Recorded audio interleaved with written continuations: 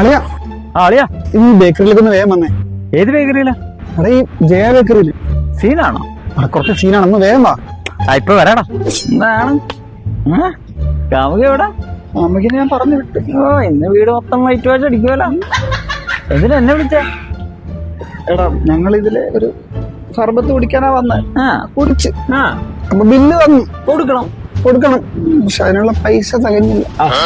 ഇതാണോ എടാ? അതിനാണ് എന്നെ വിളിച്ചു വരുത്തിയ. എടാ നീ പറഞ്ഞിരുന്ന ഞാൻ പൈസ അവിടെ നിന്ന് അയച്ചു തന്നേനല്ലോ.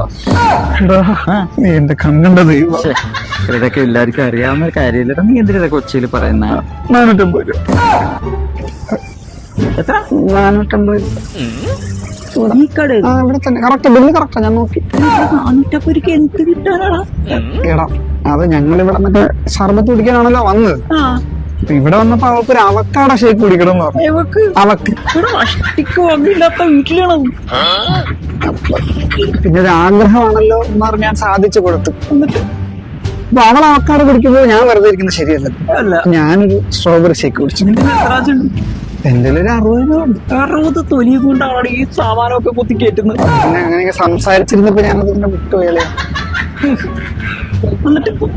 പക്ഷെ എന്നാലും 450 രൂപ. അതാണ് ഞാൻ പറഞ്ഞു തന്നത്. അപ്പൊ സ്ട്രോബെറി ഷേക്ക് കുടിച്ചപ്പോ അവൾക്കൊരു മിൽക്ക് ഷേക്ക് വേണമെന്ന് പറഞ്ഞു. അപ്പൊ അത് കുടിച്ചു. പിന്നെ സമൂസ, കട്ട്ലറ്റ്, നല്ല ടേസ്റ്റുള്ള കട്ട്ലറ്റ് അവിടെ എടുത്തു. എടാ പന്നി 10 പൈസ ഇല്ലാണ്ടാണ് പെണ്ണുമ്പുളനെ കൊണ്ട് ഇറങ്ങുന്നത്. ഇപ്പൊ എന്ത് ചെയ്യാ? നീ എന്തെങ്കിലും ചെയ്യ. എന്റെ ഒരു കാശൊന്നുമില്ല. ചേട്ടനല്ല ഈ മുണ്ണക്കൊക്കെ വല്ലതും കാശ് ചോദിച്ചിട്ടൊക്കെ വേണ്ടി ഇവർക്കൊക്കെ വല്ലതും കൊടുക്കാനായിട്ട്. ഇങ്ങനെ കാശില്ലല്ലോ. നീ പോയി കൊടുക്കണം. എനിക്കെന്താണ് പോവല്ലേ പ്ലീസ്. എന്തെങ്കിലും ഇപ്പൊ നമുക്ക് സെറ്റിൽമെന്റ് പോണ്ടേ? ഇവിടെ മതിയോ?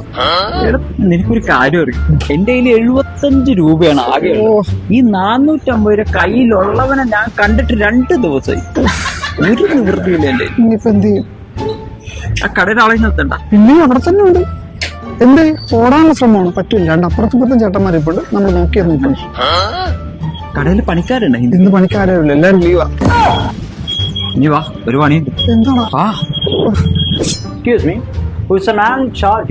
എന്താ കാര്യം?